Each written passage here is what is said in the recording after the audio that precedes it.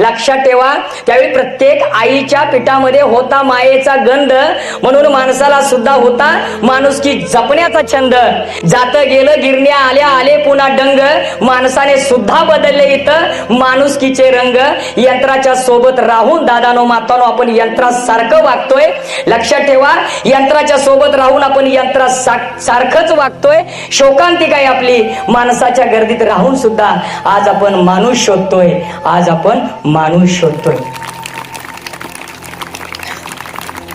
मग जर आपल्याला तो माणूस शोधायचा नसेल, त्या यंत्राच्या गर्दीत राहून यंत्रासारखं वागायचं नसेल, मातानो तुम्हाला तुमचं घर, तुमचा मुलगा, तुमचा नवरा, तुमचं कुटुंब जर तुम्हाला आनंदाई ठेवायचं असेल तर यंत्र मी तुम्हाला देणार आहे. ते एकदा का तुम्ही ते यंत्र तुमच्या काळजामध्ये बसवलं की आयुष्यामध्ये तुम्हाला कुठं जायची गरज पडणार नाही, कोणताही आजार होणार नाही. त्या यंत्राचं नाव आहे मातृपितृ यंत्र.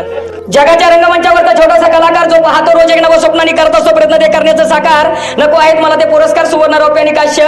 अपेक्षा एवढीच की माझ्यामुळे फुलावं कोणाच्या तरी चेहऱ्यावर क्षणभरासाठी हास्य.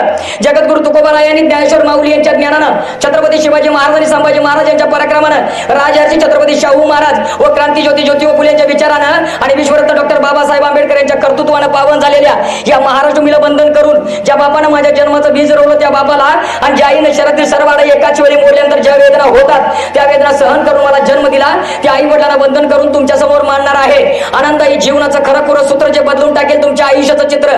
इथून पुढे काहीच बिघडू शकणार नाहीत ग्रह तारे तुमचे, कोणताच लागणार नाही तुम्हाला शाप, कारण तुमच्या काळजामध्ये बसवून जाणार आहे तुमचं खरं दैवत, आई बाप आणि मायबाप, आई बाप आणि मायबाप.